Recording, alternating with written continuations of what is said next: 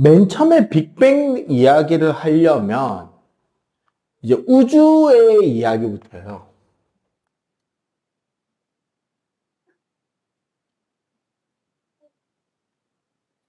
과연 우리가 살고 있는 이 우주는 어떤 모양이냐? 거기에 대해서 두 명의 학자가 서로 전혀 다른 이야기를 합니다. 아인슈타인은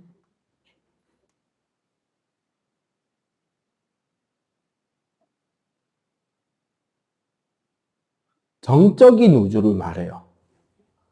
정적인 우주라는 거는 태초부터 지금까지 우주의 크기나 모양이 변했다, 변하지 않았다?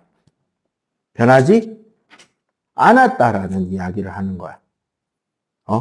원래부터 지금까지 우주는 그대로 있으면서 하나도 변하지 않았다라는 이야기를 한 거고, 갑자기 학자 이름이 기억이 안 나네. 이 반대되는 학자가 동적인 우주라는 거를 주장, 프로이드였나? 잠시만. 확인 한번 할게요. 분석하기. 프리드먼이라는 학자는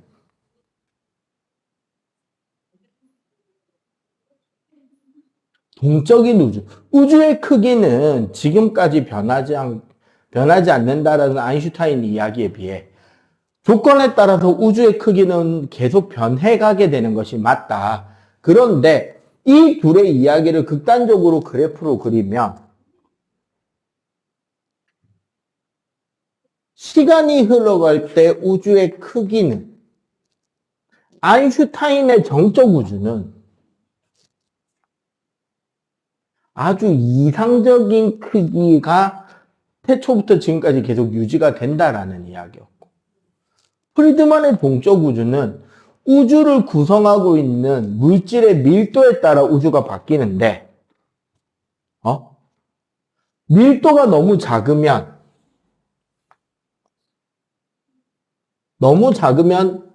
끊임없이 팽창해가는 우주가 되고, 밀도가 너무 크면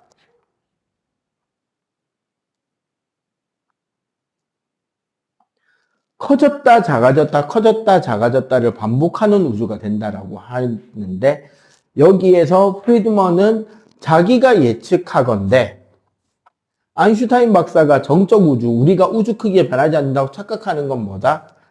요 둘의 밸런스가 절묘하면 어떻게 될까요? 왜 계속 팽창하냐면, 봐봐.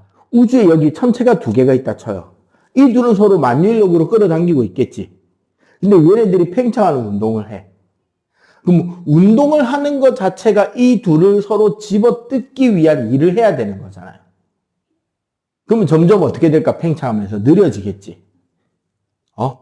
점점점 느려지는데 아직 운동 에너지가 남은 상태에서 중력이 서로 닿지도 않을 만큼, 영향을 받지도 않을 만큼 멀리 떨어져 버리면 그대로 날아가 버릴 거 아니야. 밀도가 너무 높으면. 팽창하는데 일을 다 쓰고 나서 에너지가 떨어졌는데 중력이 남은 상태가 되면 그때부터 다시 뭐가 될까? 중력에 의해 한 점으로 몰리겠죠. 이게 몰리다가 너무 밀도가 높아지고 위치 에너지가 감소하면 그 에너지가 압축이 돼서 다시 팽창하고 압축하고를 반복하게 될 거다. 그게 닫힌 우주예요. 근데 프리드먼의 예측은 아마 그 둘의 밸런스가 절묘해서, 우리 점근선이라 그러죠. 아인슈타인 박사가 생각하는 이상적 크기에 무한히 접근해가는 과정에 우주의 크기가 있을 것이다. 그래서 우리가 느끼기에는 지금 어떻다? 별로 팽창하는 것 자체를 느낄 수가 없다. 그 절묘한 위치에 현재 우리가 위치한다라고 하는 평평한 우주의 이론을 이야기해요.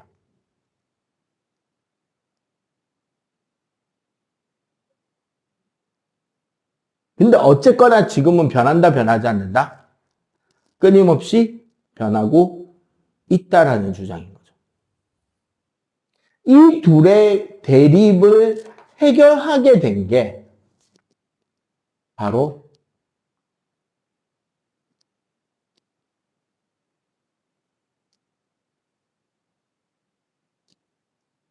허블이 우주의 팽창을 발견합니다. 예. 이 당시 사회상을 알면 재밌어요. 저 때가 어디냐면 언제가 다 겹치는 시기가 서로 같은 시간이 아닐 것 같은 세 가지의 시간대가 겹칩니다. 세계 2차 대전, 1차 대전과 2차 대전의 사이. 그 다음에 영화 중에 서부 영화라 그래서 카우보이가 권총 들고 막 빵야 빵야 하고 돌아다니는 그 시기. 그리고 허블의 우주 팽창의 발견. 이게 같은 시기예요. 같은 시기 아닐 것 같이 생각해. 근데 저 세 시기가 같은 시기야. 어떻게 된 거냐면 세계 1차 대전이 진행되기 전만 해도 미국은 지금 미국 동부에 주 몇 개밖에 없었어요. 6개인가? 10개도 안 되는 그 주, 맨 처음에 독립한 주들 있잖아. 뭐 뉴욕하고 뭐 필라델피아하고 요쪽에. 그거밖에 없다가 세계 1차 대전 중에 미국은 뭘 하냐면 유럽 연합군의 보급 기지 역할을 합니다. 철광석, 철제, 강제, 총탄, 총알, 그러니까 총알 이런 원재료들을 수출을 해요. 밀. 그렇게 벌어들이는 돈으로 미국은 뭘 하냐. 실제로 전쟁 중에 돈을 줄 수는 없잖아. 유럽이. 특히 영국과 프랑스가. 그러니까 미국은 무엇을 받고 이 자원들을 넘겨주냐면 땅을 받아요. 북아메리카의 드넓은 프랑스와 영국의 식민지들. 그렇게 해서 미국이 서쪽으로 점점점 영토가 넓어져 가게 되고 그 과정에서 멕시코에 속해 있던 한 지역이 나도 미국 할래 라고 하면서 원래 자기 나라에서 독립해 나와서 미국의 편에 붙겠다라는 독립선언을 해버립니다. 그 지역이 지금 텍사스주 옆에 있는 뉴멕시코주예요. 거기까지 원래 멕시코 땅이었다는 소리야. 그럼 멕시코 입장에서는 저 땅을 가만히 놔둬야 돼? 아니지. 지금으로 따지면 예를 들어 우리나라가 남북 통일이 됐는데 만주 그 조선족 자치구가 나 중국에서 독립해서 나도 한국 할래 해버린 거랑 같은 거야. 그러겠죠 이거. 그래가지고 빡친 멕시코는 미국에게 시비를 겁니다. 그래서 전쟁이 터져요. 미국-멕시코 전쟁이. 멕시코가 개판 털립니다. 털린 보상금으로 멕시코는 미국에게 땅덩어리 2개를 넘겨주게 돼요. 정말 큰 땅덩어리 2개를. 그게 텍사스주하고 캘리포니아주입니다. 그 전쟁 결과로 지금 미국의 땅 모양이 잡힌 거야. 그리고 그 뒤에 와일드 웨스트, 즉 서부의 시대가 펼쳐집니다. 멕시코로부터 빼든 그 광활한 대지에 사막밖에 없을 것 같은 그 건조하고 척박하던 그 로키 산맥의 그 땅에 금광이 터져요. 그 시기야. 그래서 카우보이들, 그러니까 쉽게 말 남부에서 소를 키워서 북부까지 소 팔러 가면서 소 지키기 위해서 권총 들고 빵야빵야 하던 아저씨들이 멕시코 정규군을 털어버린 거야. 그리고 거기서 금이 터져서 미국이 갑자기 졸라 개부자로 바뀌어버립니다. 지금은 더 심했죠? 왜? 텍사스랑 뉴멕시코주에서 유전도 터졌거든. 이름이 나요, 거기에. 미국이야말로 하나님께서 축복한 진정한 금도나 석유도나 텍사스 중진류라 그래가지고 그 멕시코만 쪽에 유전지대가 있습니다. 근데 그게 미국 땅에 있어요. 멕시코 입장에서 그때 털리지만 않았어도 지금 미국 그 국가 힘의 한 절반은 그러고 미국이 돈이 늘어나니까 기초과학에 투자를 시작합니다. 우리가 비록 유럽에서 쫓겨났지만 자본으로 밀어붙여서 근본을 따내자. 그러면서 사실 건조기후야말로 천체 관측하기에 가장 최적의 기후입니다. 안개가 없고 구름이 안 끼는 것만으로도 얼마나 축복인데, 그지?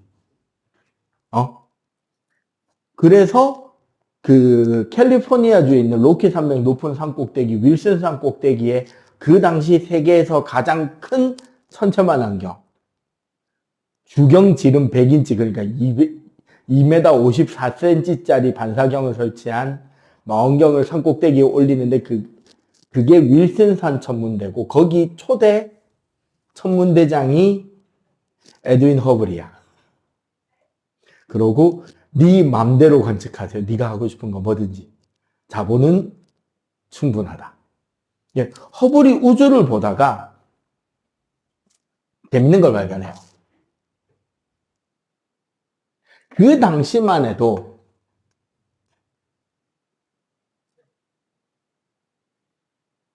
안드로메다 대성운이라고 부르던 성운이 있었어. 지금은 얘를 우리 성운이라고 안 부르죠. 외부 은하라고 부르는데 그게 허블 때 바뀌거든. 안드로메다 대성운 안에 변광성이 하나가 보였어요.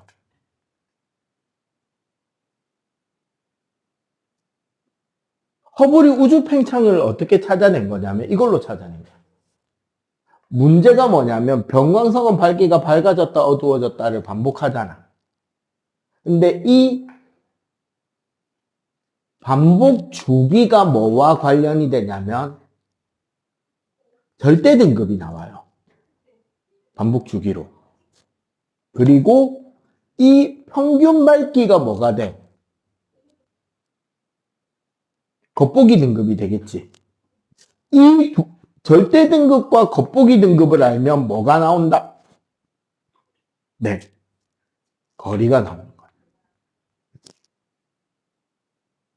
이걸 가지고 저 안드로메다 성운 내에 있는 변광성까지의 거리를 측정했더니 무려 100만 광년이 나와버린 거야.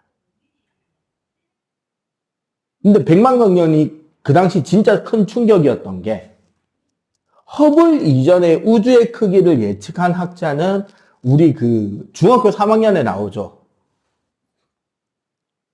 연중시차. 연중시차를 이용해서 거리를 잰 우리 우주의 크기는 10만 광년이었단 말이야. 100만 광년 밖에 성운처럼 보이는 무언가가 발견이 된 거야, 지금. 그걸 볼 수 있었던 건 허블 기준에서 세계 최고의 템빨이죠. 세계에서 가장 관측하기 좋은 곳에 세계에서 가장 큰 천체만학경 갖다 놓고 내 마음대로 관측하다 본 거야.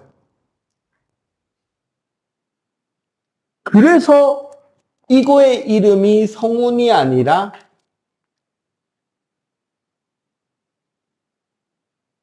외부 은하로 잡혀버린 거예요. 우리 은하계처럼 안드로메다가 성운이 아니라 사실 우리랑 비슷한 하나의 은하계라는 단위로 바뀌어버리는 거예요. 그러고 나서 허블이 뭐 하냐면 그 당시 이제 우리가 메시의 목록이나 NGC 목록이라고 하는 딥스카이 성단이나 성운들 외부 은하들만 모아놓은 목록이 있었단 말이에요. 걔네들을 다 뒤집니다. 뒤지면서 뭐를 한다? 이거를 찾는 거야. 그래서 우리가 훨씬 안 좋은 망원경으로 보거나 눈으로 봤을 때 희끄무레한 성운인 줄 알았던 상당수가 성운이나 성단인 줄 알았던 상당수가 사실 뭐였다? 외부 은하인 걸 밝혀내고 플러스 하나 더 합니다. 뭐를 찾아내냐면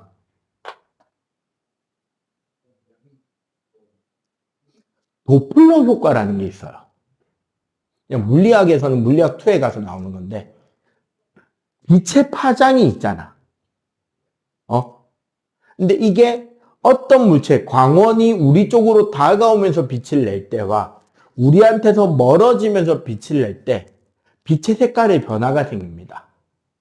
이게 파동에서 마치 진동수가 변한 것처럼 보이는 거예요, 사실은. 광원과 관측자의 상대 거리 변화 때문에 생기는 건데 이걸 도플러 효과라 그러는데 앰뷸런스 소리 때문에 많이 들어봤을 거예요. 원래 앰뷸런스 소리는 삐용 삐용 삐용 요 박으로 가야 되잖아. 근데 다가오는 앰뷸런스 소리는 어떻게 들려? 그렇지, 박자가 빨라지죠. 삐용 삐용 삐용 삐용 삐용 삐용 삐용 삐용 이렇게 빨라지. 나한테서 멀어진 앰뷸런스는 아니지, 더 늘어나. 히히히히. 이게 이 파동이 파원이 다가오면 이렇게 되고 파원이 멀어지면 이렇게 된단 말이야. 근데 이게 소리는 높낮이가 변하는데 빛은 뭐가 바뀐다?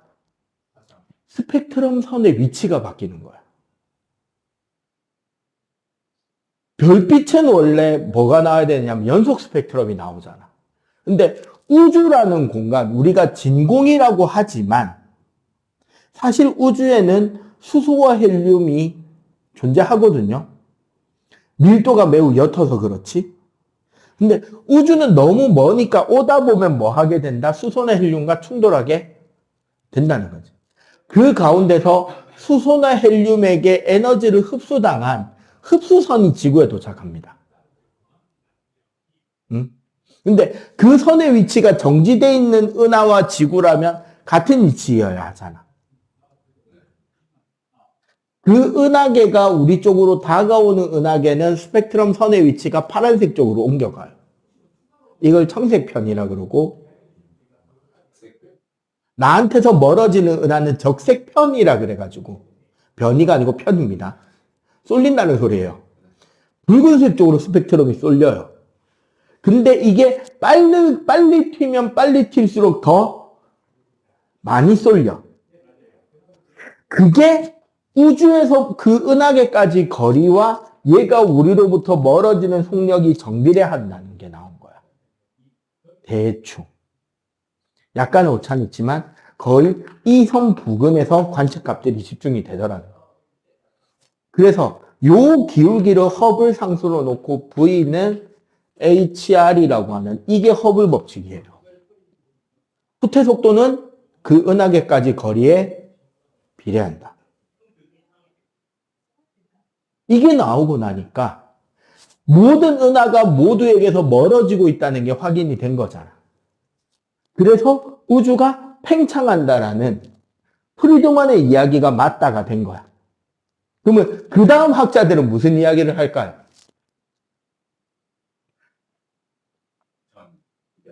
아니지. 어떻게 팽창하느냐가 팽창은 하는데 어떻게 하느냐. 여기에서 영국학자인 프레드 호일이라는 박사랑 캠브리지 대학이에요. 맞나? 스탠퍼드였나? 캠브리지로 기억하는데. 그 다음에 미국 학자인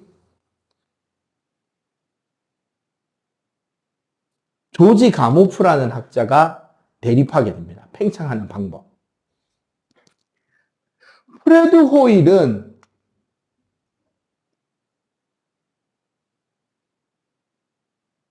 정상우주론을 발표해요. 정상, 상태가 일정하다고. 그래서 얘는 팽창하는데, 즉, 부피가 증가하죠. 밀도가 일정해야 돼. 밀도와 온도가 일정해야 되니까 결론적으로 뭐를 이야기하게 된다? 연속되는 창조를 이야기해.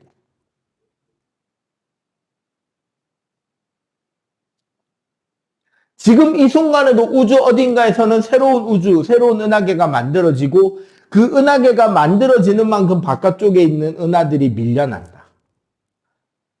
근데 이게 전 우주에 동시다발적으로 생기고 있으니까 모든 곳이 마치 공간이 퍼지는 것처럼 후퇴하는 것처럼 우리한테 관측이 된다. 그러나 끊임없이 우주에는 새로운 물질이 생성되고 있는 거기 때문에 우주의 밀도와 온도는 일정할 것이다라는 주장을 했고요. 병적 우주론을 주장하던 아인슈타인도 이때는 프레드 호일의 편을 듭니다. 그에 비해 조지 가모프는 팽창을 하는데 질량이 일정하다. 즉 우주의 밀도와 온도는 어떻게 될 것이다? 점차 낮아지고 있다. 마치 한 곳에 있는 물질이 온 사방팔방으로 이렇게 퍼져나가는 형태로 우주가 커져가고 있다. 이런 이야기를 했단 말이야. 그래서 이 둘 중에 어느 쪽이 더 옳으냐에 대한 논박이 한참 되던 어느 때 프레드 호일이 영국 BBC 라디오 방송 유명인과의 대답, 가장 뛰어난 교수의 인터뷰 뭐 이런 프로그램에 나와서 대놓고 조지 가모프를 까버립니다. 요즘에 내가 관심 있어 하는 연구는 이 우주가 어떻게 시작해서 어떻게 지금의 모습으로 변해가고 있느냐에 대한 연구다. 그래서 우리가 살고 있는 생활 동안 우리의 삶이나 하늘이 크게 변하지 않는 것처럼 보이는 것은 우주가 새로운 별이 만들어지는 만큼 그 밀도 우주 상태를 유지하면서 커져나가고 있다라는 이야기다. 그런데 나와 대립하는 미국의 한 애송이 교수가 있는데 그 교수의 말에 따르면 우주는 마치 모든 물질이 한 점에서 폭발한 듯이 퍼져나와서 온 우주로 퍼져나가고 있다고 한다. 내가 걱정하는 건 그 사람 머릿속에 중요한 기관 하나가 크게 뻥 터진 거 아닌가 걱정된다라고 디스를 날려버려요.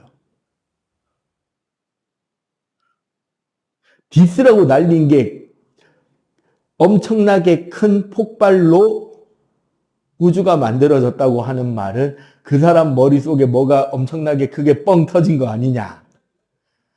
라임을 살려서 디스를 제대로 넣었죠. 가모프는 사실 얘가 이제 언더독이었단 말이야. 밀리고 있잖아요. 원래 힙합씬에서 나오는 절대 불문율이 하나 있습니다. 스타급은 쩌리 디스 안 해. 스타가 쩌리를 디스하는 순간 쩌리랑 지가 같은 급이 돼버려. 이게 위에 급은 밑에 급을 디스하면 안 되는데 프레드 호일이 디스를 해버렸잖아. 언더독인 가모프가 어떻게 해버리냐, 그걸 어떻게 맞받아치냐면 자신의 이론의 이름을 빅뱅이라 지어버려요. 지 놀린다고 한 말을 자기 이론의 이름, 키워드로 삼아서 홍보를 더 해버립니다. 그 대가리 뻥 터졌다는 이론이 이겁니다. 읽어보세요. 대단하죠? 근데 이 가모프의 이론, 빅뱅 이론이 맞으려면 중요한 거 두 가지가 발견이 돼야 돼요. 뭐냐면 현재 우주의 수소랑 헬륨의 비가 3대 1인지 확인이 돼야 되고 질량비로 우주 배경 복사라는 노이즈가 관측이 돼야 돼요. 사실 우리가 배우고 있는 빅뱅 이론 자체가 조지 가모프의 가설을 바탕으로 조금씩 수정되어 지금까지 온 이론인 거지. 근데 가모프 이론 전에 이러한 논쟁들이 2번이나 있었다. 여기가 옛날 교과서에 있다가 지금은 살짝 빠진 상태거든. 이 부분을 알고 빅뱅을 배워야 제대로 배우기 때문에 여기서부터 이야기를 했습니다. 간단히 정리할 거 정리하고. 자, 우주가 지금으로부터 약 137억 년, 6억 년, 8억 년, 어쨌거나 140억 년 좀 되기 전에 한 점에 모든 질량과 물질 에너지가 다 모여 있었다고 합니다. 이때는 크기는 원자보다 작았다고 하고 보통 시간이나 이런 개념 자체가 필요 없는 게 아직 시공간 자체가 만들어지기 전인 상태였던 거야. 이 우주 전체가 만들어야 될 모든 에너지 위주로 한 점에 모여 있었으니까요. 그리고 어느 순간 얘가 빵 터지는 급팽창, 하이퍼 인플레이션이 생깁니다. 우주가 확 커졌어요, 갑자기. 맨 처음에 이렇게 커지는 순간은 광속보다 빨랐다라고 해요. 자, 빵 터지자마자 제일 먼저 뭐가 만들어지냐면 쿼크라는 입자와 경입자, 렙톤이라는 경입자가 생깁니다. 원래는 쿼크도 6개, 렙톤도 6개인데 사실 우리가 빅뱅 공부하는데 필요한 건 쿼크 2개 그 다음에 렙톤 하나예요. 쿼크는 우리가 업, 다운, 참, 스트레인지, 탑, 바텀의 6개의 쿼크인데 그냥 우리가 알아야 되는 거는 업이랑 다운만 알면 되고 얘네들은 플러스 3분의 2 일렉트론, 마이너스 3분의 1 일렉트론의 전하값을 가져요.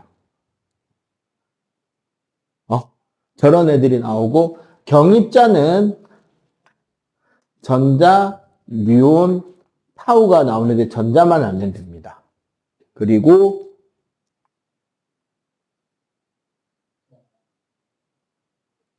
중성미자라는 녀석들이 나오는데 얘네들도 뭐 크게 중요한 건 아니긴 해요. 얘네들은 각각의 전하값이 어떻다? 얘네들은 마이너스 1, 얘네들은 0인 값이 생깁니다. 최초의 에너지가 질량으로, 질량이 에너지로 바뀌는 쌍생성 과정이 일어난 거고요. 여기까지 걸린 시간은 10의 마이너스 35승초입니다. 뻥 하자마자 생긴 거예요. 0.000000001초니까. 자, 우주는 계속 팽창해 가고 온도는 점점 떨어집니다.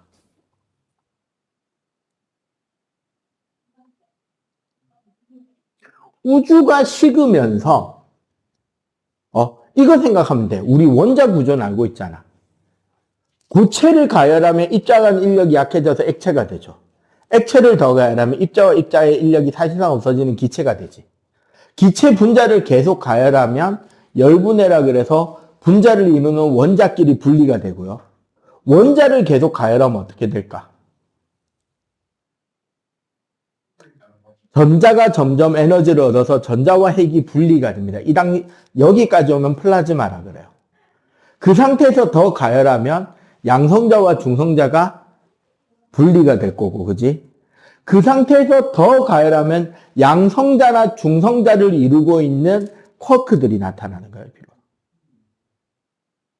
그러면 거꾸로 우주가 이제 정말 초고온에서 식으니까 쿼크들끼리 결합해서 업 2개의 다운 하나짜리 쿼크와 업 하나의 다운 2개짜리 쿼크가 생겨요. 위에는 전하값이 얼마가 돼요? 업 2개에 다운 하나면. 플러스 1이 되죠.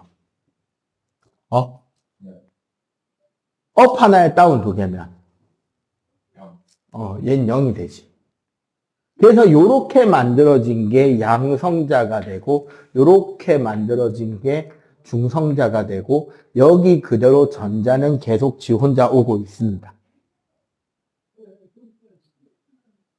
도지 가모프의 예상에 따르면 맨 처음에 양성자와 중성자의 개수비는 8대 8이었을 것으로 1대 1로 추정을 했는데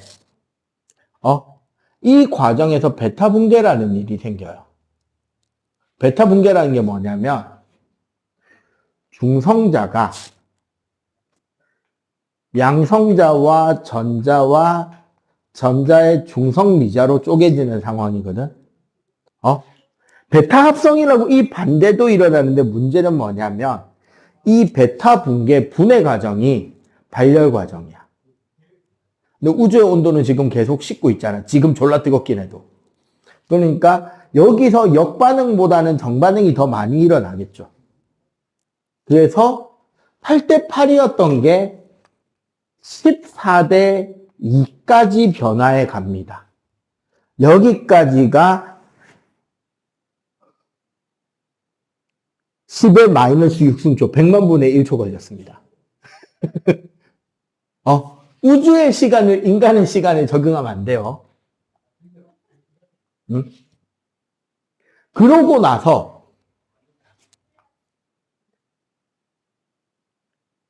양성자 12개는 그대로 12개의 수소 원자핵이 되고요.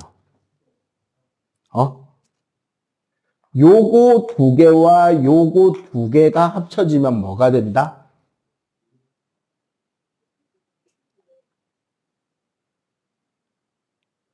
헬륨의 원자핵이 되는 거죠. 양성. 아직 전자는 계속 전자입니다. 요렇게 수소 원자 12개와 헬륨 원자핵 하나, 원자핵과 전자인 분리 상태로 되는데, 그럼 얘랑 개수비는 12대 1이잖아요. 근데 얘는 질량이 1짜리고 얘는 질량이 4짜리잖아. 그러니까 여기서 질량비가 몇 대 몇이 된다? 수소 대 헬륨의 질량비가 3대 1이 된다라는 이야기가 여기서 나옵니다. 이렇게 되고 여기 전자가 나오는 이렇게 원자핵이 만들어지는 데까지 3분.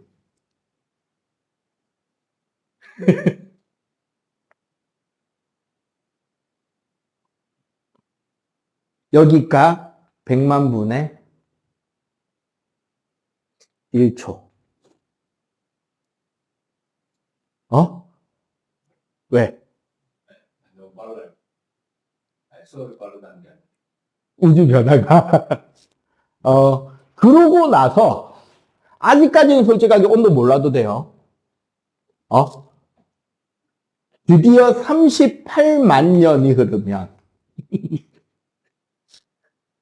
갑자기 시간이 한참 흘렀죠. 우주가 계속 팽창해 가면서 에너지와 에너지들이 점점 흩어지고 에너지가 질량으로 바뀌어 왔잖아. 그 과정에서 드디어 온도가 3000 켈빈까지 떨어지고요. 이 정도까지 온도가 낮아지자 수소 원자핵에 전자가 붙고 헬륨 원자핵에 전자가 붙어서 헬륨 원자가 되고 수소 원자가 되는데 이 순간 빛이 터져 나옵니다. 우리 금속의 표면에 보면 광택이 있잖아요. 금속의 표면에 광택이 있는 이유는 자유전자가 빛 에너지를 흡수해서 자신의 에너지로 삼았다가 다시 빛을 방출한단 말이야. 극히 짧은 시간에. 그 자유전자들 때문에 광택이 있단 말이에요. 그래서 웬만한 금속은 빛이 통과되지 못하죠. 자유전자가 빛을 반사시켜 버리니까. 근데 이 38만 년 이전의 우주는 우주 공간 전체의 자유전자가 날아다니고 있었다고. 그럼 빛이 진행이 된다, 안 된다, 공간에? 안 되겠지. 그래서 온 우주가 여기까지는 어땠다? 뿌였단 말이야. 근데 그 전자들이 38만 년쯤 전, 빅뱅 후 38만 년. 우주의 온도가 3000 켈빈까지 떨어지면서 드디어 전자들이 원자핵에 잡혀버리는 일반적인 기체 상태가 된 거야. 여기까지는 플라즈마인 거고. 플라즈마 상태가 지금 어디서 만들 수 있냐면 가끔씩 어디 돌아다니다 보면 공사장에 용접하시는 분들 용접기 끝에 막 불꽃 튀는데 엄청나게 밝잖아. 거기가 플라즈마예요.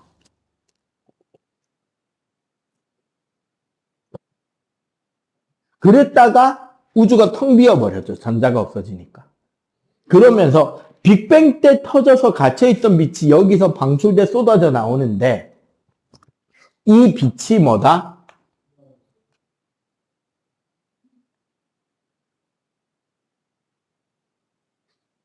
우주 배경 복사라는 빛이야. 가모프는 이론 물리학자이기 때문에 계산과 예측으로 이런 모델링을 제안을 한 거예요. 그리고 수소 헬륨이 3대 1이다. 우주 배경 복사가 이때 방출된 빛이 지금 관측이 될 것이다라는 예측이 있었잖아. 이 예측이 차후 발견됩니다. 이게 3대 1이라는 이 부분이 수소 헬륨 3대 1이라는 거는 우주의 흡수선 스펙트럼에 의해서 관측이 되고요. 우주 배경 복사라는 거는 갑자기 이름 기억 안 나네. 펜지어스 앤 윌슨. 아노 펜지어스 박사라고 벨 연구소, 전화기 만든 그레이엄 벨이 만든 벨 연구소에서 무선 통신과 관련된 연구를 하던 박사가 펜지어스 윌슨 연구팀이었단 말이야. 이 연구팀이 무선 통신 연구한다고 자신들이 만들어낸 소라뿔 모양의 안테나를 작동시키려 하자 우주에서 잡음이 잡혔어요. 하는. 이 잡음의 그 당시에 이 팀 말고는 무선 전파를 쓴다라는 개념 자체가 없던 시대인데 이상한 잡음 노이즈가 잡히니까 이게 뭐지 하면서 주변에서 관측되는 각종 노이즈들을 다 캐치해서 온갖 기계장치라던가 자연이라던가 이런 데서 나오는 잡음을 캐치해서 다 노이즈 캔슬링을 했는데 노이즈 캔슬링을 하면 할수록 이 잡음이 더 뚜렷하게 들리는 거야. 그리고 어느 방향에서 관측이 되느냐? 온 하늘에서 이 잡음이 지상을 향해 쏟아지는 게 관측이 된 거야. 도대체 이게 뭐냐를 연구하다가 이 잡음이 어쩌면 우주 배경 복사가 아닐까.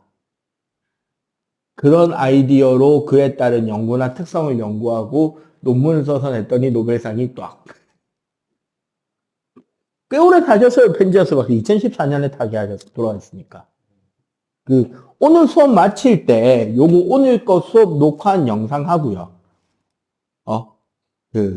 이 수업 내용이 들어있는 옛날 EBS 다큐멘터리 유튜브 링크를 하나 줄 거예요. 보면 재밌습니다. 적색현이라던가 이런 것들 되게 실감나게 설명을 잘 해줘요.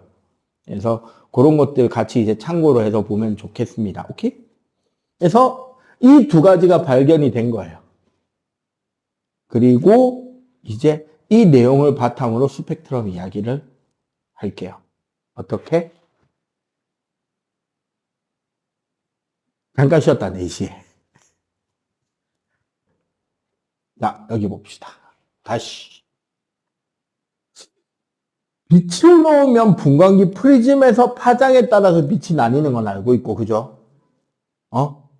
원자의 구조를 볼 때 핵 주위를 돌고 있는 전자 궤도들이 여러 개 있는데, 가장 전자 에너지가 낮은 상태를 바닥이라 그러고, 그 전자가 에너지를 흡수해서 공중에 붕 뜬 상태를 들뜬 상태라 그래. 근데 더 안정된 상태는 기본적으로 바닥 상태예요. 그러면 바닥 상태의 전자가 들뜬 상태가 되려면 에너지를 흡수해야 되고, 그러면 흡수했던 전자는 안정된 상태로 오기 위해 바닥으로 돌아오기 위해서는 자신이 흡수한 에너지 차이만큼을 다시 뭐 하면 된다? 방출하면 되겠지.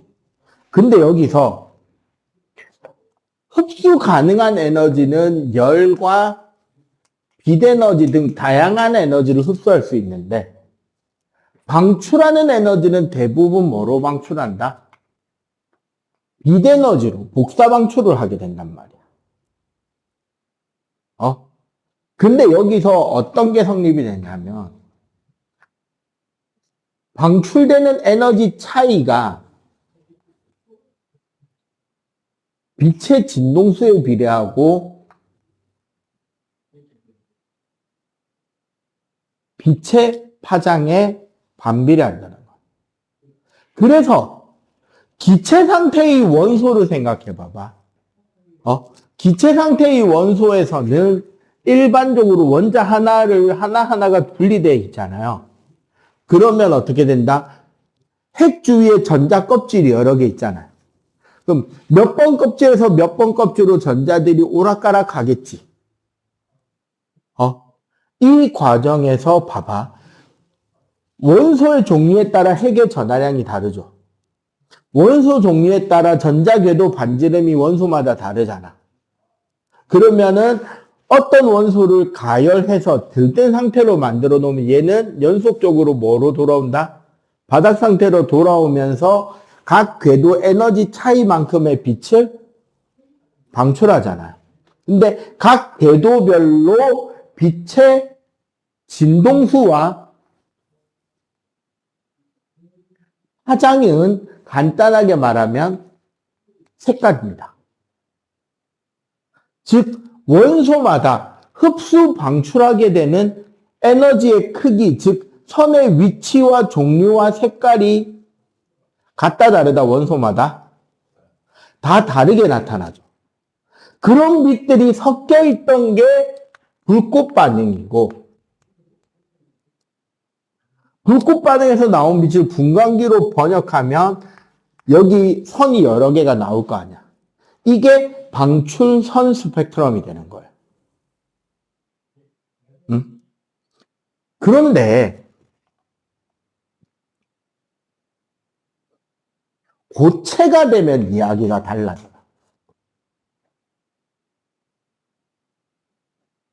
원래는 봐봐. 원자가 하나 있잖아요. 그러면 그 주위를 도는 각 전자 궤도별 에너지는 거리에 따른 에너지를 보면 약간 이런 우물 스타일 나오는데, 입체적으로 여기에 1번 껍질, 여기에 2번 껍질, 여기에 3번 껍질 이렇게 전자들이 돌고 있단 말이야. 원자 한 개일 때는 각 껍질들이 딱딱 정위치에 서겠지. 이해가 되죠?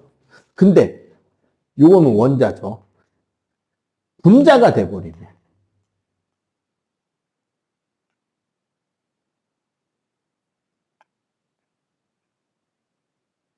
원자들이 결합을 하잖아요. 맞지? 화학 결합을 하게 되면 무슨 일이냐? 서로 겹치지 않는 영역은 문제가 아닌데, 이 전자가 겹치는 영역에서 에너지 준위가 어떻게 되느냐? 전자끼리 서로 좋아한다, 싫어한다? 싫어해요. 그래서 두 에너지는 하나는 원래 에너지보다 약간 밑에 줄, 하나는 약간 위에 줄로 바뀌어버리는 거예요, 에너지 위치가. 밀려요. 근데 지금 우리는 무슨 이야기하고 있다? 고체 이야기할 거란 말이야. 고체들은 원자들이 어떻게 배열된다? 매우 가까운 거리에 입체적으로 다닥다닥 배열되잖아. 그러면 얘네들이 에너지 준위가 선이 아니라 뭐로 나와버린다?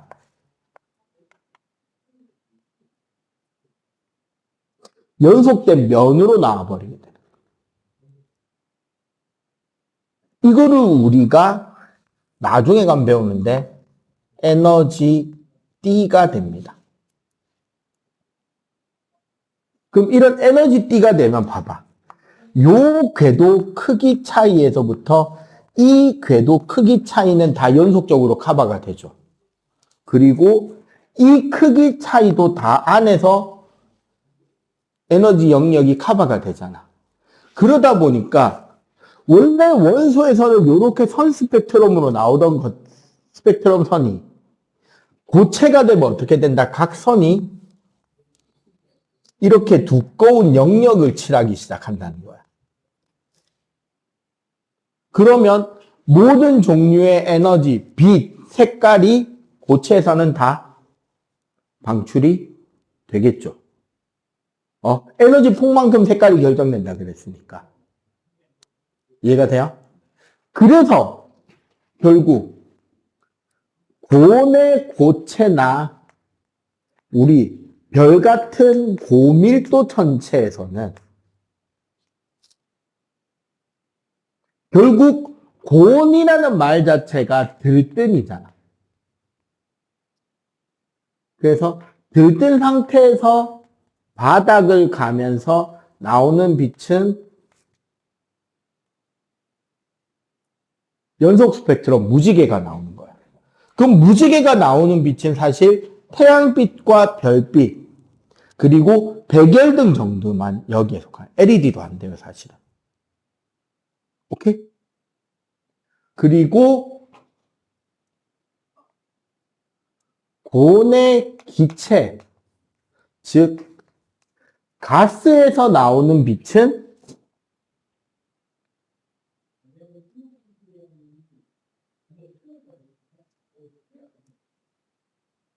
우리가 알고 있는 선 스펙트럼인 거예요. 선생님 불꽃 반응할 때 그 우리 가스토치에다가 소금 조각 고체 넣는 그 기체가 돼서 스펙트럼 나오는 거예요. 그래서 선이 나오는 거예요. 진짜 초고온의 고체 전체가 가열돼서 빛이 나면 연속이 나와요. 우리 백열전구 필라멘트처럼. 응? 근데 이런 경우도 있잖아. 별빛이 나오면 원래는 뭐다? 연속이잖아. 이 별빛이 저온의 가스층을 통과하다 보면 얘는 저온이니까 무슨 상태야? 바닥이다 들뜬이다? 그치.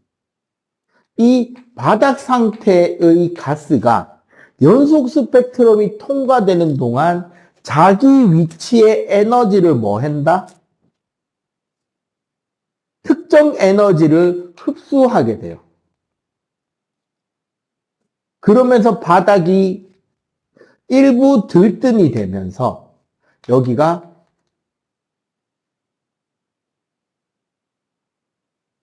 흡수선 스펙트럼이 나옵니다. 그러면 여기서 어떤 이야기를 할 수 있다? 여기 흡수선 스펙트럼의 스펙트럼 선, 흡수당한 선의 위치와 개수가 여기 방출선 스펙트럼의 선 위치 개수와 같다면 이 고온 기체랑 이 저온 기체랑 기체 종류가 어떻다? 같다가 되는 거죠. 이해가 돼요? 그리고 이 흡수선 스펙트럼을 통해서 우리가 우주 공간에 존재하는 물질, 기체의 질량비를 찾아낸 거예요. 실제로 어떻게 재냐면요. 봐봐. 태양빛의 스펙트럼을 지표면에서 스펙트럼을 재고 우리 대기권 밖 인공위성에서 재면 무슨 차이가 나올까? 우리 지구 대기 성분이 나오겠죠. 근데 태양의 스펙트럼을 관측하고요. 졸라 멀리 있는 외우주의 태양이랑 크기랑 온도가 비슷해 보이는 어떤 별의 스펙트럼을 관측하잖아. 그러면은 아주 멀리 있는 별에서 지구까지 빛이 날아오는 동안 흡수당한 빛은 우주 공간을 채우고 있는 원소의 빛일 거 아니야. 그리고 그 원소의 물질이 많으면 많을수록 원래 선 위치에서 좀 더 넓게 흡수를 많이 하겠죠. 조금 부근까지. 맞지? 양이 적으면 흡수당하는 에너지 폭이 좀 더 좁겠지. 그래서 멀리서 오는 별빛이나 은하계에서의 스펙트럼 선의 위치와 개수를 분석함으로써 우리는 뭘 알게 된다? 우주. 우리가 흔히 진공이라고 말하는 그 공간에 채워져 있는 원소의 비율을 추정할 수 있겠죠. 그 비율을 추정했더니 개수비로 11의 1, 질량비로 3대 1이 되더라. 이렇게 하면 우주 배경 복사에 대한 발견과 스펙트럼을 통해서 수소와 헬륨이 3대 1이라는 것을 발견해낼 수가 있었다라는 거죠. 이게 스펙트럼 분석과 관련됐네요. 그리고 이 흡수선의 위치가 멀리 있는 은하일수록 더 붉은 쪽으로, 다가오는 은하라면 파란 쪽으로 쏠리는데, 여기서 이제 고등학교 1학년 때 이 부분 가지고 이제 아이들한테 페이크 제일 많이 맞는 게 이거예요. 대부분의 은하는 흡수선 스펙트럼이 나오는데, 적색 편이가 되는데, 안드로메다 은하는 청색 편이합니다. 무슨 소리게? 네, 지구랑 우리 은하계랑 안드로메다 은하계는 가까워지고 있고 약 40억 년 정도 지나면 우리 은하계의 은하핵과 안드로메다의 은하핵이 충돌할지도 모른답니다. 네. 그때까지 태양이 살아있을지는 다음 이야기죠. 아마 어쩌면 40억 년이 채 되기도 전에 태양은 적색 거성이 돼서 늙어 죽을 겁니다. 태양이 적색 거성 되잖아? 그러면 태양 반지름이 금성 반지름까지 커져요. 태양 반지름이 금성 궤도 반지름까지 커질 겁니다. 멸망이죠, 이제. 그것 때문에 그거 하는 거야. 인터스텔라 하는 거야. 지구인이 그때까지 살아있다면 지구가 좆되기 전에 튀어야 되는 거야. 오케이? 자, 일단, 자, 우주 배경 복사 관측의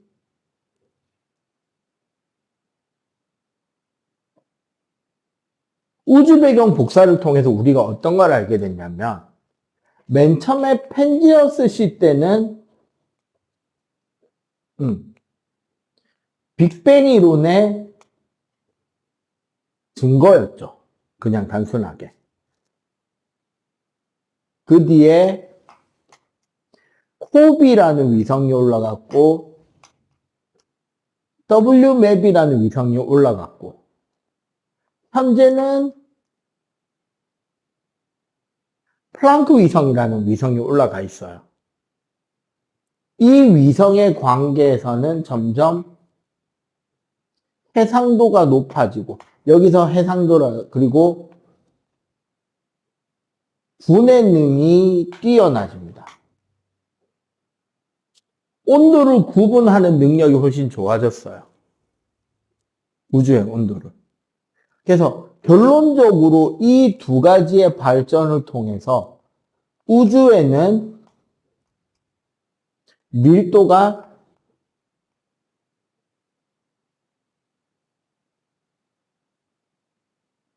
상대적으로 우주에는 조금씩 밀도가 다른 영역들이 생기더라.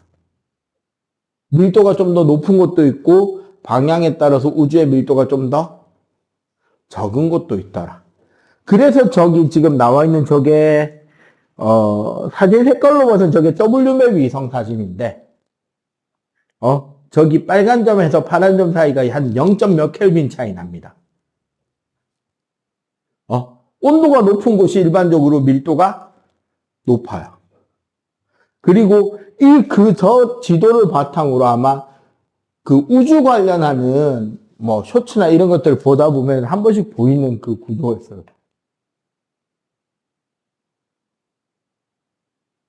막 이런 이상한 나비넥타이 비슷한 구조가 막 빙글빙글 돌아가는 모양 보여주는 거 있잖아요. 이게 우주 거대 구조라 그래서 우리 WMAP 위성이나 플랑크 위성에서 측정한 우주 밀도값, 거리값 이런 것들을 보정해서 만들어낸 입체 영상. 아마 우주 전체는 이런 형태를 띠고 있을 것이다 라는 이야기인 거지. 오케이? 자, 그러면 지금 34쪽 하고요. 38쪽하고 한번 문제 한번 간단하게 풀어보세요. 자, 별의 생성입니다.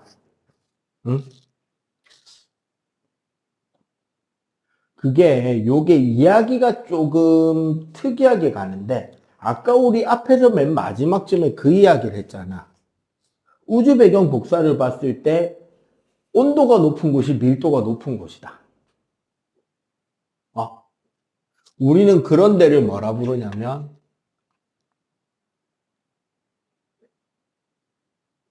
현감물질이라 그래요. 그러니까 우리가 진공이라고 하는 영역 있잖아, 우주에.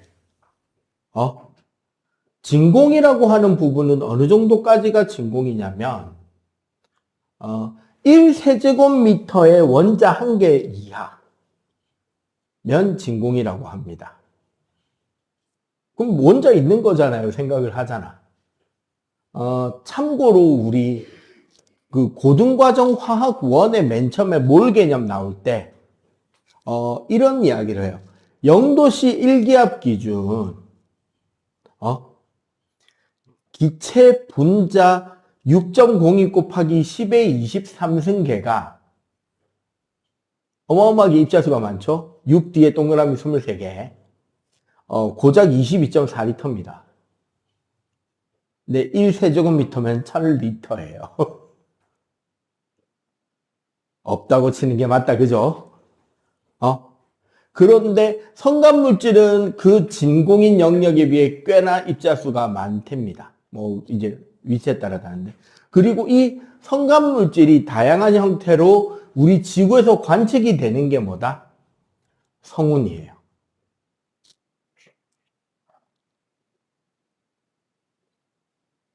이 성운 안에서, 가스 덩어리 안에서 상대적으로 밀도는 높은데 온도가 낮은 장소를 중심으로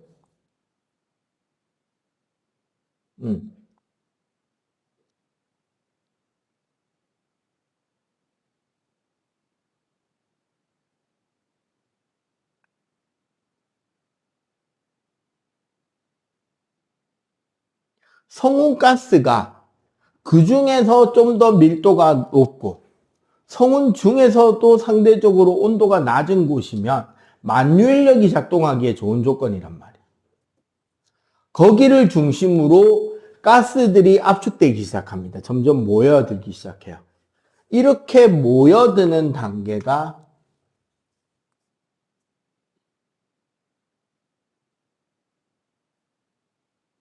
원시별이라는 단계입니다. 원시별은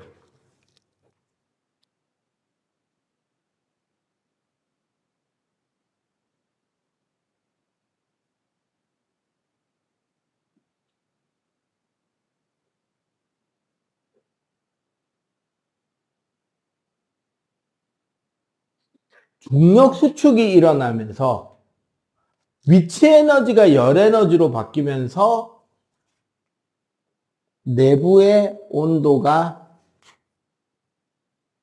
증가합니다.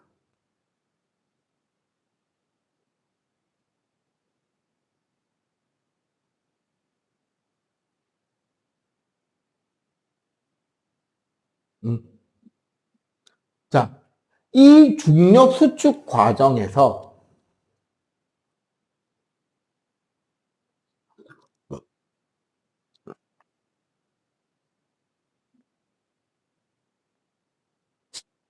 주결성이라 단계로 넘어가게 돼요. 사실 우리가 하늘에서 말하는 별이라고 하는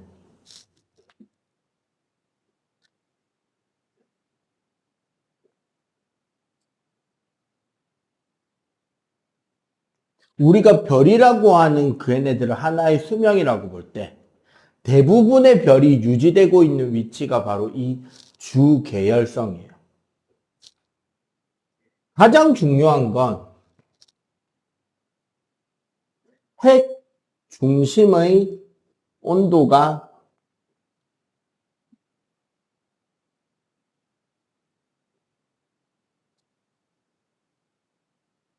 1000만 켈빈 이상이 되게 되면 무슨 일이 일어나느냐?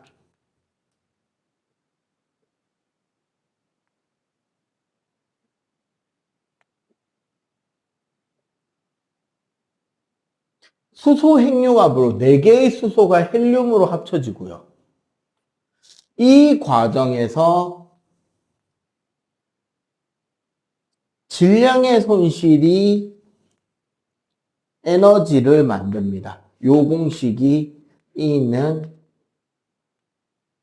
mc 스퀘어예요. 정확하게는 델타 E는 델타 mc 스퀘어가 됩니다. 그러니까 소멸한 질량에 진공 광속의 제곱을 곱한 만큼 뭐가 방출된다? 에너지 방출이 일어나요. 이게 되면서부터 별의 크기는 내부로 크기가 줄어들려는 뭐와 중력 수축과 내부에서 바깥쪽으로 팽창하려고 하는 에너지 팽창이 균형을 이루면서 별의 크기가 유지됩니다. 대신 여기서 재밌는 게 별의 수명은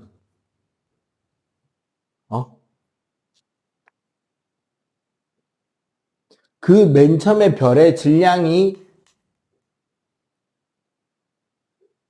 클수록 짧아요.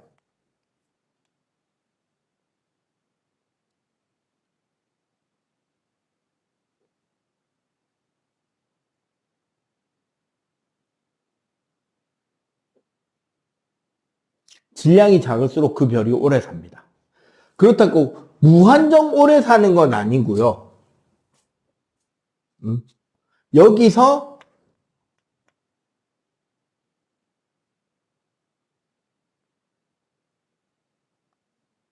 질량이 부족해서 1000만도까지 온도가 안 올라가잖아.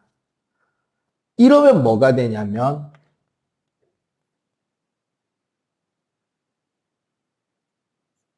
갈색 외성이라 그래서 여기서 수명이 끝나버려요.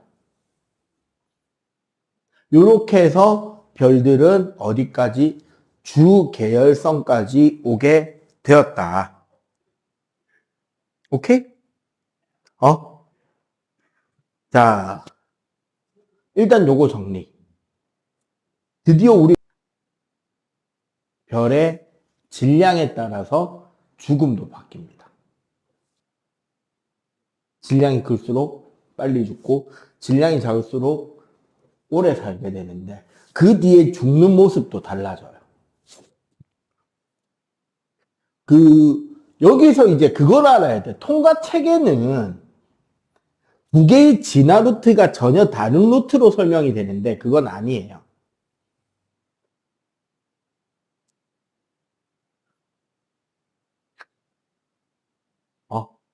어떻게 다른 거냐면 봐봐.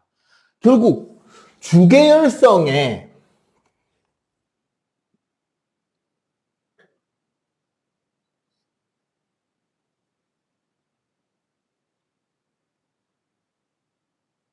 이러니까 뭔가 있어 보인다. 주계열성의 죽음 그 이후. 주계열성이 결국 반응이 거의 끝날 때쯤이 되면 핵 융합 반응이 있는 중심에는 뭐가 생긴다? 헬륨 핵이 생기겠죠. 맞지? 수소가 헬륨으로 바뀌었으니까. 바깥쪽에는 수소가 남아있는 상태로 드디어 뭐가? 수소 핵 융합이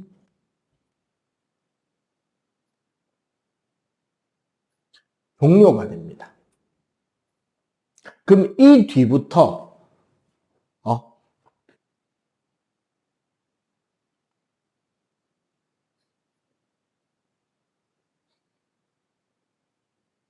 적색 거성 루트를 타는 게 태양 사이즈예요.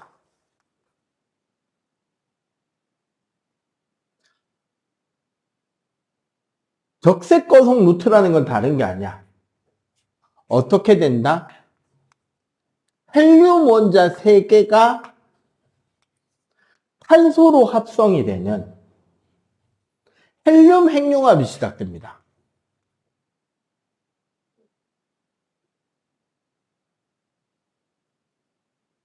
헬륨 핵융합이 일어나려면 내부 온도가 몇 도가 필요하냐? 1억 켈빈이 필요해요.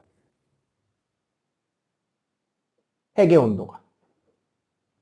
그럼 이 1억 켈빈은 어떻게 도달하느냐?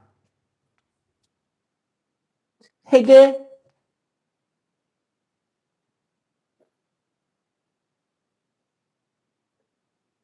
헬륨 핵이 중력 수축을 시작해. 반응이 끝났으니까. 팽창에 나오는 에너지는 없잖아. 그지? 그러면 헬륨 핵은 중력으로 수축되기 시작하고 그 수축되는 온도가 1억 켈빈에 다다르게 되면 헬륨이 탄소로 바뀌는 헬륨 핵융합이 시작이 됩니다.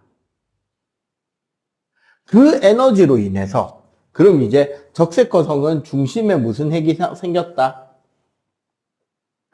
탄소 혹은 탄소 다음으로 만들어지는 원소가 산소예요. 주로 탄소 덩어리 혹은 산소 덩어리에 핵이 서고 그 밖에는 핵융합이 진행되고 있는 헬륨층이 생길 거 아니야.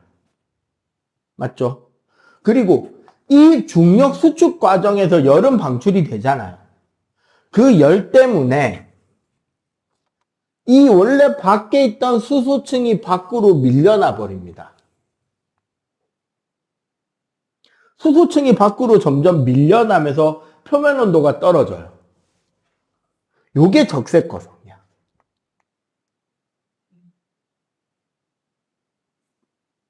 여기 수소층이 이제 밖으로 밀려나고, 그리고 원래 헬륨 핵의 부근에 있던 여기는 1000만 켈빈에 도달할 거 아니야, 수소가. 여기는 일부 수소가 헬륨으로 핵융합이 진행이 되면서 에너지를 방출해요. 이 단계가 적색거성이고, 태양은 앞으로 한 40억 년? 그럼 이제 태양 크기가 부풀어 올라서 아까 말했죠, 금성까지 올 거라고. 예상. 태양은 여기서 끝나요. 태양 정도밖에 안 되면. 그러니까 정확하게 뭐냐면 헬륨 핵융합이 끝나서 탄소 핵이 서잖아. 탄소나 산소로 된 핵이 섰잖아. 그럼 그 뒤에 또 뭐가 일어나느냐? 탄소 핵의 수축으로 산소가 만들어지고 산소 핵의 수축으로 나트륨 핵의 수축으로 규소 핵의 수축으로 철핵까지 가야 되는데 그 다음 핵융합을 일어나기 위해서 온도는 쫙 올라가 버리는 거야. 아까 맨 처음에 수소 핵융합 온도가 몇 도 필요했어요? 1000만 켈빈이었잖아. 이번에 헬륨 핵융합 만드는데 얼마 필요하다고? 1억 켈빈이 필요해요. 그렇게 만들어진 탄소 덩어리가 중력 수축으로 그 다음 온도인 3억 켈빈에 도달해야 그 다음 탄소 핵융합이 되는 거야. 또 그렇게 해서 만들어진 얼마 안 되는 핵이 다시 중력 수축으로 압축이 돼야 그 다음 핵융합, 그 다음 핵융합, 그 다음 핵융합이 돼서 철까지 가야 되는 거야. 이렇게 철까지 가려면 맨 처음에 별의 크기가 커야 돼, 작아야 돼? 그렇지. 그래야 질량이 많으니까 중력 수축으로 그 다음 온도에 도달이 되는 거야. 태양 정도 사이즈는 여기서 끝난다고, 적색거성에. 이게 끝나고 나면 잘 봐봐. 요 가운데 핵이 뭐라고? 원소가? 다이아몬드 덩어리가 나와요. 요게 백색외성이라는 산소 다이아몬드 덩어리의 아주 작은 별이 되고 요 나머지 수소와 헬륨들 있잖아. 얘네들은 이 백색외성 주위에 흩어져 있는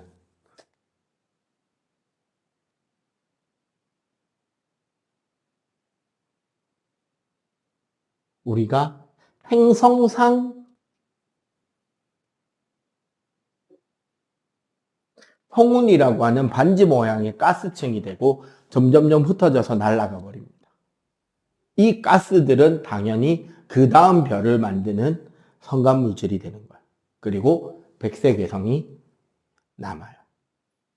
지구에서 제일 가까운 백색외성은 한 6광년 정도 떨어져 있습니다. 존나 가깝죠. 인간 기준 말고. 하찮은 닌겐들의 기준 말고. 6광년이면 얼마 안 멀어요. 그죠? 지구에서 되게 가까운 편입니다. 지구에서 제일 가까운 별이 4.3광년이니까 6광년 정도면 이웃 동네쯤 되죠. 가져오는 건 좀 불편해요. 가져오는 건 불편해, 근데. 오늘 밤에도 보이는데 백색외성의 위치는. 가져오는 게 좀 불편해요. 어디 옆에 붙어 있냐면 큰 개자리 1등성 시리우스 옆에 붙어 있습니다.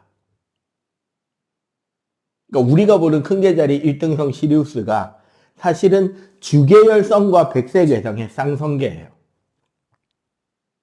근데 시리우스는 별이 흰색이거든. 표면 온도가 한 1만 켈빈 정도 됩니다. 존나 뜨겁겠죠? 예, 가져오기가 쉽지는 않다. 예, 요렇게 돼서 끝나는 게 태양 정도 사이즈야. 그러면 여기서 더 진화가 가능하면 여기서 적색거 성진화 계속 진화가 되려면 최소 태양 사이즈의 10배급 별이 필요해. 이렇게 되면 제일 안에 철, 규소, 마그네슘, 산소, 탄소, 헬륨, 수소로 이루어진 존나 큰 별이 만들어집니다. 이 단계를 뭐라 부르느냐? 졸라 크다 그래서 초고성이라 불러요. 근데 여기서 우리가 알아야 되는 건 적색거성도 그렇지만 내부에서 중력 수축하는 에너지 때문에 바깥층이 밀려났잖아. 그리고 그 다음 핵이 수축되면서 또 밖으로 밀어내죠. 또 핵이 수축되면서 밖으로 밀어내잖아. 계속 이렇게 수축과 팽창을 반복하다 보니까 초고성은 내부의 밀집도가 단단하다 아니면 거의 너덜너덜한 그런 상태다. 너덜너덜한 상태겠지. 그래서 초고성은 내부가 매우 불안하기 때문에 뭐로 변하느냐? 변광성이 되어버립니다. 보통 이거를 맥동변광성 혹은 세페이드 1형 변광성이라고 하는데 맥동변광성은 뭐냐면 별이 내부 구조가 너덜너덜하댔잖아. 중력 때문에 수축하게 되면 수축하는 위치 에너지와 함께 온도가 올라서 별이 밝아져요. 그러다가 내부 압력이 높아지면 얘네들이 밀려서 팽창하겠지. 밀려서 팽창하면 팽창한다고 에너지 쓰잖아. 그러니까 별이 어두워져요. 다시 압축되면 밝아지고 팽창할 때 어두워지고를 반복한단 말이야. 얘 별이 마치 심장 뛰듯이 커졌다 작아졌다 커졌다 작아졌다 밝아졌다 어두워졌다 밝아졌다 어두워졌다를 하는 거야. 얘 별이 막 이렇게 움직이다가 근데 이 움직이는 폭이 점점 줄는 게 아니라 점점 심해져요. 그러다가 더 이상 버티지 못하는 초고압, 초고온, 초밀도 상태가 되면 여기서 빵 터집니다. 그게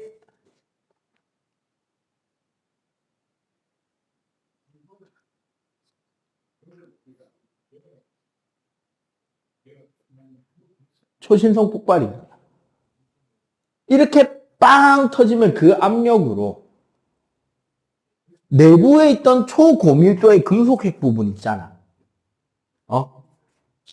쟤네들이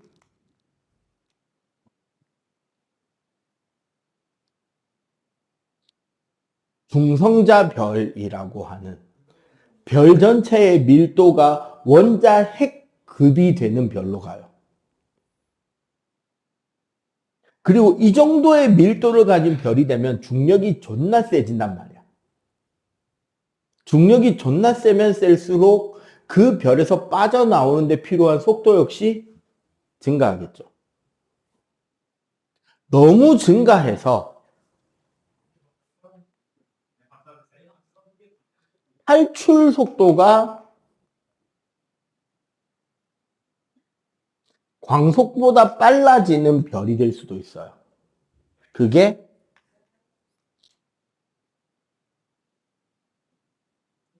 블랙홀입니다.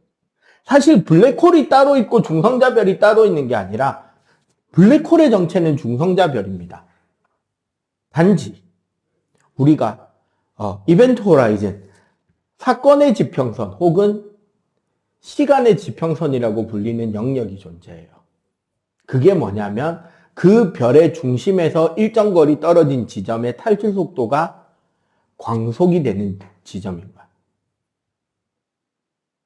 그럼 그 이벤트 호라이즌 바깥쪽에서는 빛이 빠져나올 수 있죠. 그 이벤트 호라이즌 사건의 지평선 안쪽 영역에서는 빛조차 빠져나올 수 있다 없다? 없는 영역이 되는 거지. 그 사건의 지평선 영역이 별의 내부에 존재하냐 별의 외부에 존재하냐에 따라서 중성자별이냐 블랙홀이냐를 나누게 되는 거야. 그 선생님이 참 좋아하는 여자 솔로 가수가 있었습니다. 윤하라고. 그 맨 마지막 결혼하기 전 마지막 낸 음반에 그 천문학 좋아하는 일반인하고 결혼했습니다. 진짜요? 네. 그 과학관 돌아다닐 때 눈치를 깠어야 돼. 그게 다 데이트였다 그러더라고. 작년인가 올해인가? 진짜요? 시집 갔습니다. 야, 저 아니, 그래도 노래 좋잖아. 노래 잘하고. 그 윤하 노래의 사건의 지평선 맨 마지막 가사가 그거잖아. 이제 다시는 볼 수 없는 사건의 지평선 너머로 안녕. 이걸 과학적으로 해석해보면, 그동안 즐거웠고, 다시는 널 보지 못하는 곳으로 보내버릴 테다야. 블랙홀에 들어가면 나올 수 있다 없다? 근데 그 경계선 영역이 어디다? 사건의 지평선. 이벤트 호라이즌인 거야. 그 안에가 블랙홀인 거니까. 그리고 이 내용과 관련해서 아주 중요한 공부가 이제 남아있는 거야. 아까 우리 빅뱅 이론에서 털렸던 과학자 있었죠. 괜히 헛소리했다가 남의 이론 제목이나 붙여준 아저씨. 영국의 프레드 호일.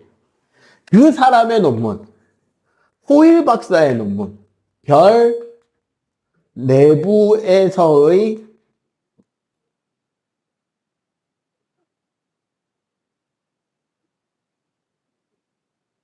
무거운 원소의 합성은 어떻게 이루어지느냐에 대한 연구인데, 봐봐.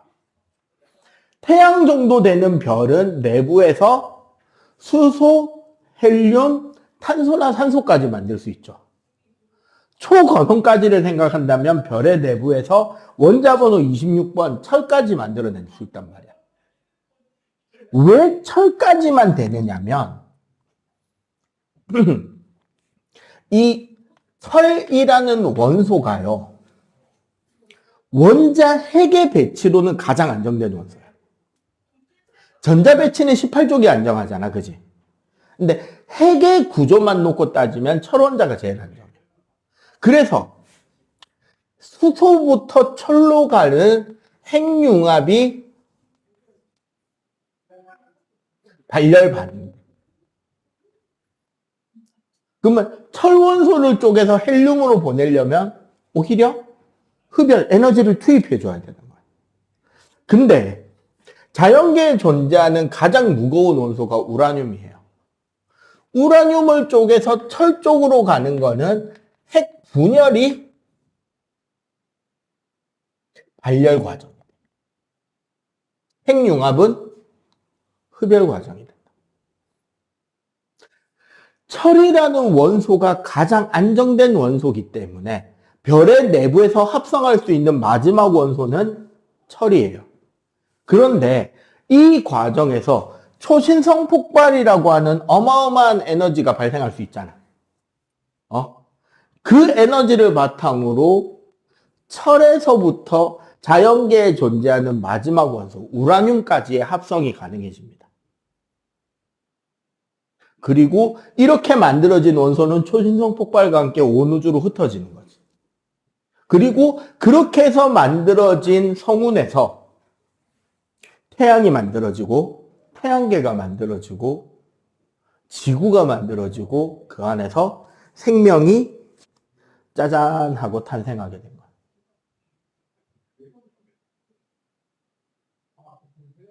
그게 지금 우리가 여기서 이렇게 떠들고 있게 된 이유인 거예요. 그래서 태양은 2세대 내지 3세대 별로 추정됩니다. 그러니까 한 80억 년쯤 전에 태양 자리에 초신성 폭발이 있었고, 그 파편이 뭉쳐져서 만들어진 게 우리 태양계이고 태양이고 지구입니다. 오케이? 좀 일찍 마칠까? 한 10, 대충 5시 13분인데 이 정도면 맞춰도 되지 않겠음? 저는 되죠. 요 정도까지만 합시다.